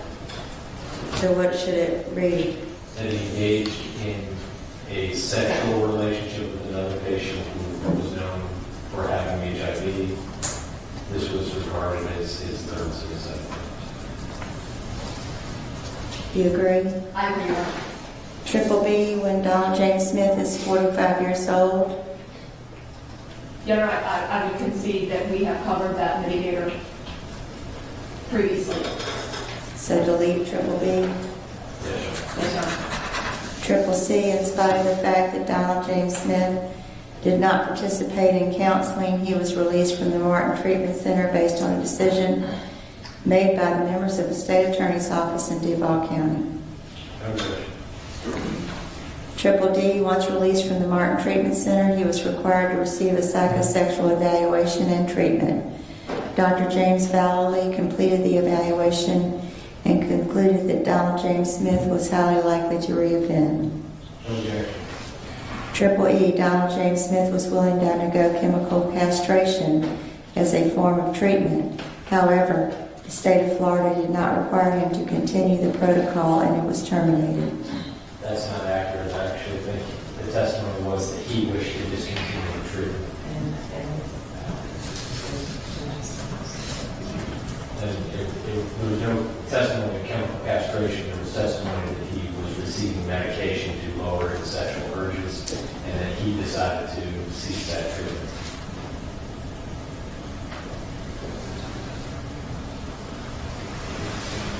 I would concede that the testimony was he was receiving medication. I honestly can't remember if the testimony came out that that was as a condition of the civil contract.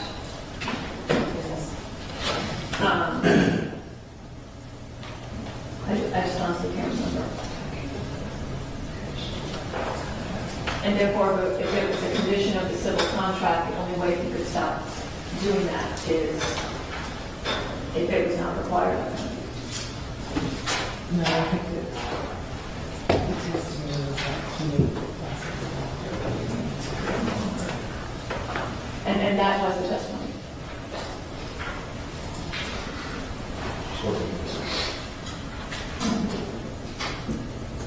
Okay, so how do y'all want this one to read? Yeah. I'm going to ask to just eliminate the entire mitigator. Okay. We'll delete triple E. Triple F, Donald James Smith was subsequently arrested for dealing in stolen property and burglary.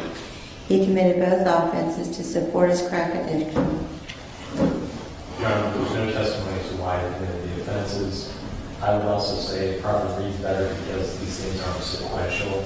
It's just that Donald James Smith was arrested for dealing in stolen property. I would suggest that it should merge with the next one. I can see there's no testimony that it was committed for a specific purpose.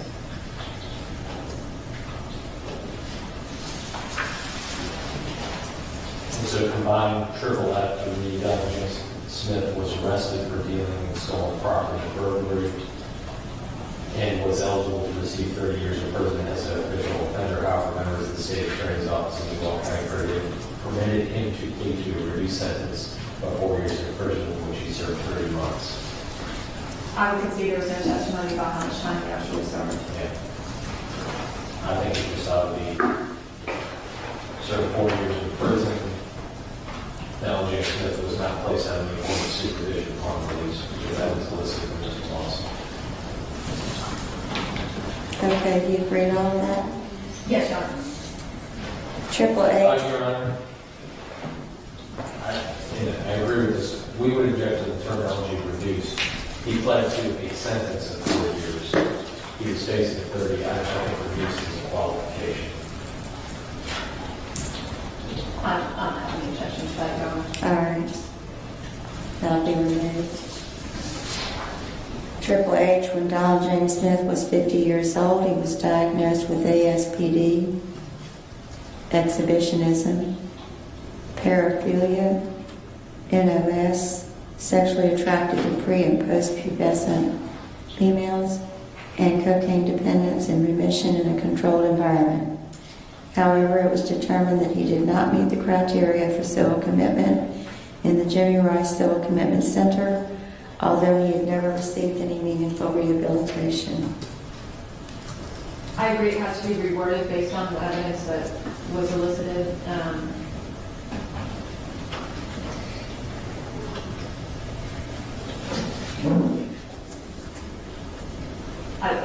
I would suggest in 2006,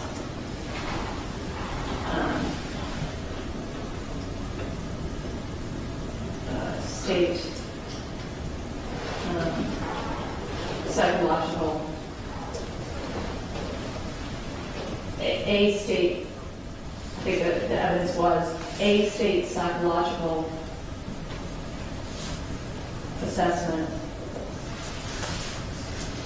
determined Donald James Smith did not meet the criteria for civil commitment in the Jimmy Rice Civil Commitment Center.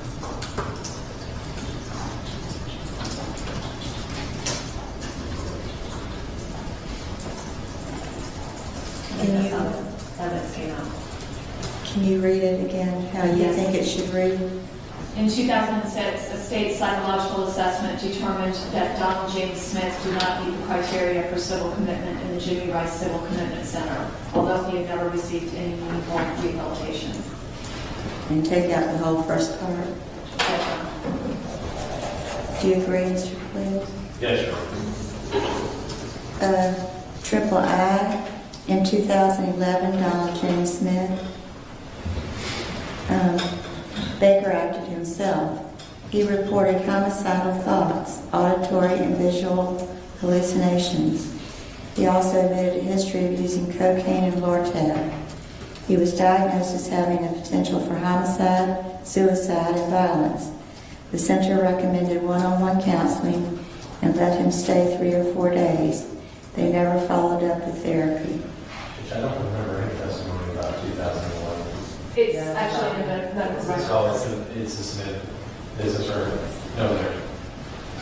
So leave triple I like it is.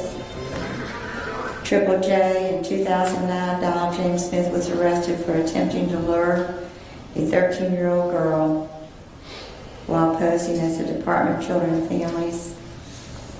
Should be DCF, not CDCF, correct? Worker. Although he could have been sentenced to 10 years in the Duval Department of Corrections, members of the State Attorney's Office in Duval County agreed to a plea agreement allowing a county jail sentence, which bypassed further screening into the Jimmy Rice Civil Commitment Center. Your Honor, I think it should read, if found guilty, he could have been sentenced to 10 years. I think that's accurate. Okay. Triple K, on June 1st, 2013, Donald James Smith was released from the Duval County Jail. He was not placed on any kind of supervision by the state of Florida. That's fine. No objection. Triple L, 3 weeks before Cherish's murder, Donald James Smith called at Shands Hospital and Jewish Family and Community Services seeking psychological treatment. An appointment was made for June 22nd, 2013. No. I don't think there was any specifics as to a specific appointment being made. I would say that, and I'm using my computer. I think it should merge. We should merge with MMM.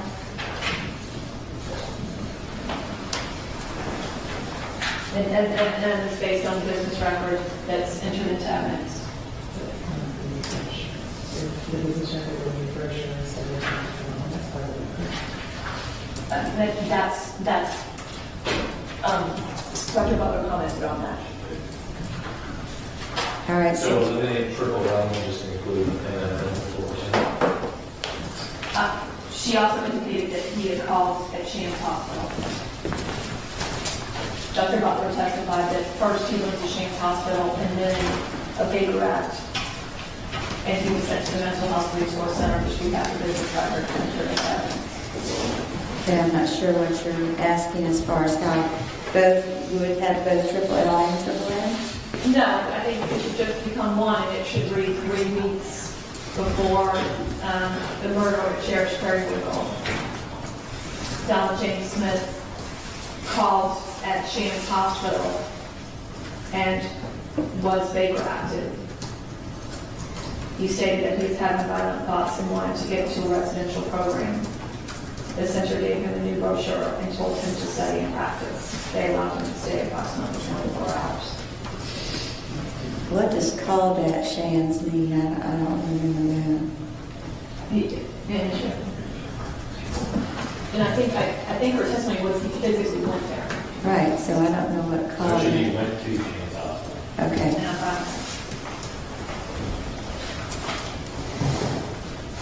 And then take out and Jewish Family and Community Services. I don't remember any reference specifically to them. So 3 weeks before the murder, he went to Shands Hospital. And then was Baker acted? Yes. He stated that he was having violent Is it proper? thoughts and wanted to get into a residential program. Proper English? Yes. Yes. Hmm. I agree it should be less. And then do we go to that next part? I don't remember that. She did testify that they gave him a brochure and told him to study. Okay. Okay. All right, so is that corrected and blend the two correctly? Yes, sir. Okay. Triple N, days later, Donald James Smith was again Baker acted. He stated that he was having violent thoughts and wanted to get into a residential program. The center gave him a new brochure and told him to study and practice. He stayed approximately 1 day. Okay. Triple O, neuropsychological testing. Wait, is there a reason? It seemed like it's repeated. Right, that's what I was saying. Merge that into just one, Your Honor. Yeah. Should only be So one. it's Triple L, Triple M, and Triple N all merged into one? Yes. Yes, Your Honor. Okay. Triple O, neuropsychological testing has indicated that Donald James Smith's brain functioning is abnormal. He has deficits in executive functioning and poor impulse control. No objection. Triple P, Donald James Smith's neuropsychological disorders are exacerbated by substance abuse and addiction. No objection. Triple Q, medical testing, specifically PET, MRI, and DTI scans, have revealed that Donald James Smith's brain functioning is abnormal. No objection. Triple R, Donald James Smith's brain abnormalities are consistent with someone who has suffered brain damage. No objection. Triple S, due to the number, severity, and complexity of Donald James Smith's mental illnesses, he was under the influence of extreme mental or emotional disturbance. Dr. Lou, there was testimony to that. I think that's repetitive because we already had it within the statutory mitigator. Take out triple S. Triple T, due to the number, let me start over, I'm sorry now. So repeat of the statutory mitigator again. Those It- SSS and TTT are just repeating the statutory mitigator. I can see that. To take that out too. Triple U, Donald James Smith has suffered from significant mental illness for most of his life. No objection. Triple V, Donald James Smith's mental illness is not something he has chosen. He has a genetic predisposition to mental illness. I don't think there's any testimony as to genetic predisposition. I would concede, we had an earlier mitigator where we talked about the difficulties in his family. It's already, So that's already just, accurately. so just leave the first sentence. Yes. Triple W, Donald James Smith has sought treatment for his mental illness, but he was never adequately treated. Your Honor, I think that's again a repeat. The only time we know he sought treatment was when he sought anthrax, and so this is just repeating what's already been stated previously. What is the defense? The defense is specifically requesting it.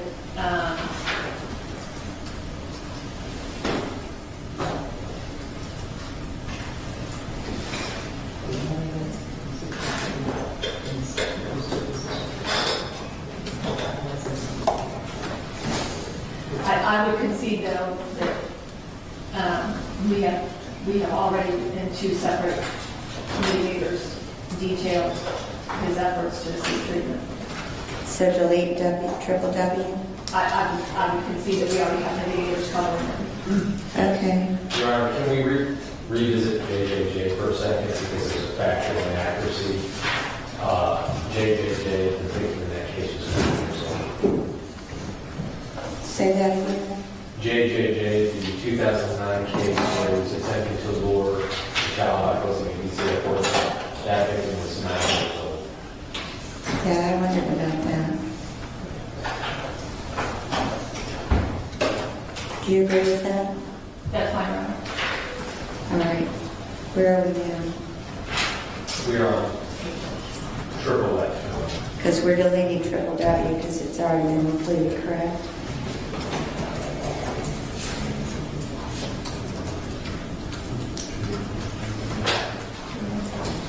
Your Honor, I think that triple X, triple Y, Yeah. I would concede that, Your Honor. You could see what? they've been done before. They've been Covered by, covered by previous. Okay, so delete triple X and triple Y. Yes. Yes, sir. Triple Z, Donald James Smith, substance abuse and addiction are not of his choosing. Your Honor, I don't believe there was any testimony to that. Neither. Just maybe you take that now. oh, I apologize, I thought we had agreed already. I thought you were just waiting on. We're taking out triple Z. Yes. Quadruple A, Donald James Smith has sought treatment for his substance abuse and addiction, but they were not adequately treated. I don't remember any substance abuse treatment to this song. I concede, Your Honor, that we don't have any testimony of that. So delete quadruple A. Yes. Quadruple B, the state of Florida failed to adequately treat, confine, and supervise Donald James Smith. As a result, his mental illness and addiction grew worse, and he presented an increasing threat to the community. Your Honor, I believe this is repetitive to the Ginny Rice evaluation that we've already discussed. We agree that it can be removed. Quadruple B will be deleted. Quadruple C, Donald James Smith did not choose his family. No objection. Quadruple D, Donald James Smith did not choose the way his family treated him. No objection. Quadruple E, Donald James Smith did not choose to be sexually molested. No objection. Quadruple F, Donald James Smith's childhood experiences shaped the person he became as an adult. No objection. Quadruple G, at the time of the offenses, Donald James Smith was 56 years old. He is now 62 years old. That can't be right. He's 61. Yeah, that's fine.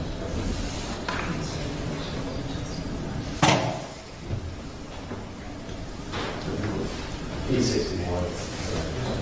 So at the time he was 56, he's now 61. Is that correct? That's right, Your Honor. Quadruple H, the average life expectancy of a white male inmate in the Department of Corrections is 60. There was one. Okay. Delete quadruple H. Quadruple I, Donald James Smith is in poor health. He has been diagnosed with chronic obstructive pulmonary disease, COPD. Your Honor, I request that the first line be stricken. He has been diagnosed with COPD.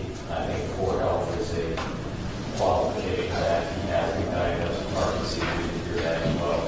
And he has been diagnosed with hepatitis C. So it should just say the same as the other two, just say he has been diagnosed. Correct? Yes, James Smith has been diagnosed. So quadruple I will read Donald James Smith has been diagnosed with chronic obstructive pulmonary disease. And Your Honor, why don't we just comma, heart disease, and I don't believe we had, no, we did have testimony as to hepatitis C. Yeah, you B You have B and C. B and C. But we just make that all one. There's no- So it would be just one category. Donald James Smith has been diagnosed with COPD, heart disease, hepatitis C, and hepatitis B. Yes, Your Honor. Yes. Okay. Quadruple L, Donald James Smith has been a strong support system for his mother, who is receiving treatment for breast cancer. No objection. Quadruple M, Donald James Smith has had an exemplary disciplinary record in the Duval County Jail and the Department of Corrections. He has not been a threat to correction officers or other inmates. Your Honor, I don't think there's been evidence of an exemplary disciplinary record. I think it's just has not posed a threat to corrections officers or other inmates. I don't think anybody testified to an exemplary disciplinary record. Had they done so, as Wheeler Sanchez would have impeached them with a disciplinary record. I'm just trying to think of how to reword it.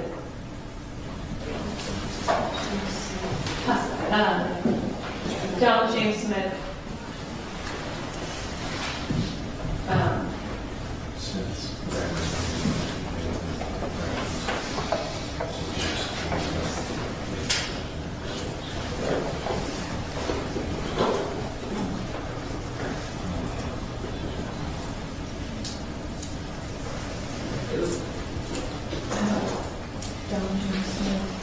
I mean, Prior incarceration records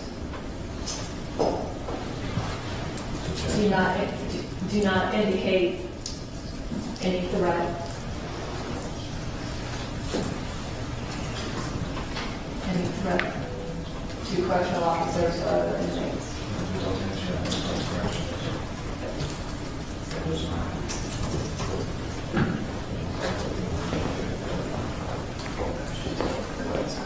Mr.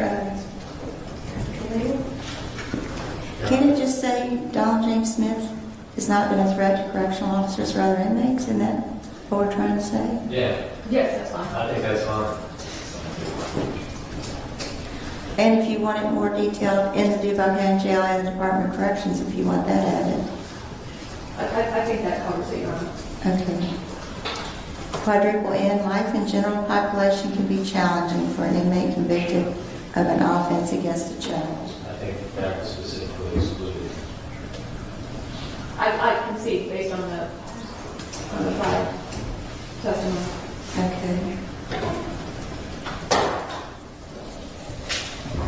All right, then we get back to standard instructions, which would be read in any case, which informs the jury of how to go through this new process, how to weigh, and then we get to the page where they're given the list of considerations for witnesses, for evaluating witnesses. And there's 1 through 10. Your Honor, I believe we can eliminate 7, 9, and 10. Agreed. So 1 through 6 will be read, 7 will be deleted, 8 will become 7, and 9 and 10 will be deleted, correct? Yes, Your Honor. And Your Honor, it's probably appropriate at this juncture for me to renew my prior request for the special jury instruction we've requested regarding mercy. Okay. The renewal of that request will be noted for the record, but I'll deny that request. Then it talks about other things they can look at in considering the witnesses. Then we get to the general rules that apply to their discussions.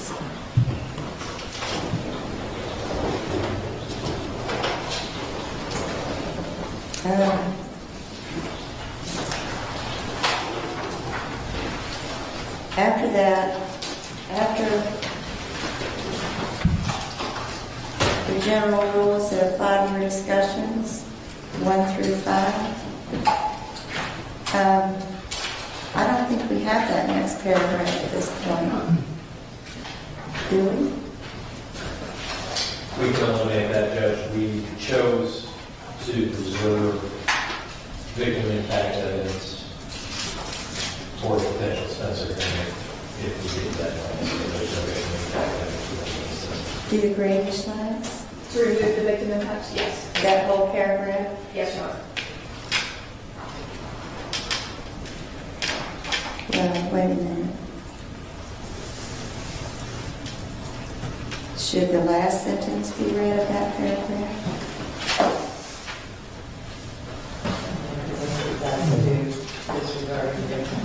Okay, so just take out the whole paragraph? Yes. Okay. And then the thing about notes and going to the jury room and all this they've heard before, the cell phones, what to do during deliberations. Okay, and then we get to the verdict forms.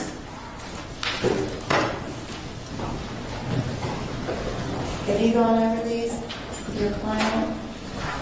Judge, I think the verdict They're all forms are all going to change. I think pages 1 and 2, Oh, because of the factors. yeah.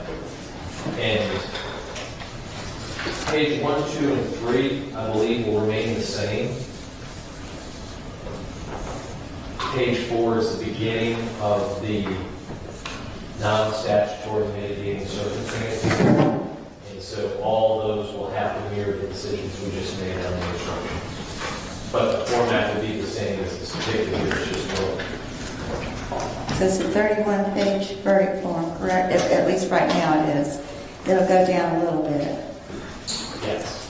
The first 3 pages will be standard because those involve the statutory aggravation in the analysis and then the statutory mitigators. Starting on page 4 would be, so that should remain unchanged. Starting on page 4, we'll then begin to edit out the non-statutory mitigating circumstances as we just detailed. Okay. What time do y'all want to be here in the morning? Time is 14th. Well, we need to be able to finalize these. Of course, that shouldn't take a whole long time. I assume the state will revisit all of this, retype it, or read whatever you call that, email it to you. You can make any corrections if they miss something. You can email it to me after that. And we'll all be ready to kind of go in the morning, but we'll just have to go over it, particularly the verdict form. Yes, ma'am.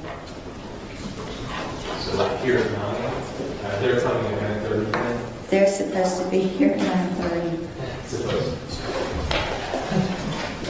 I think 9's probably enough time. I do, Your Honor. Yeah, because we've kind of done the hard part, is just making sure everything was redone as we suggested to do. Okay, so 9 o'clock?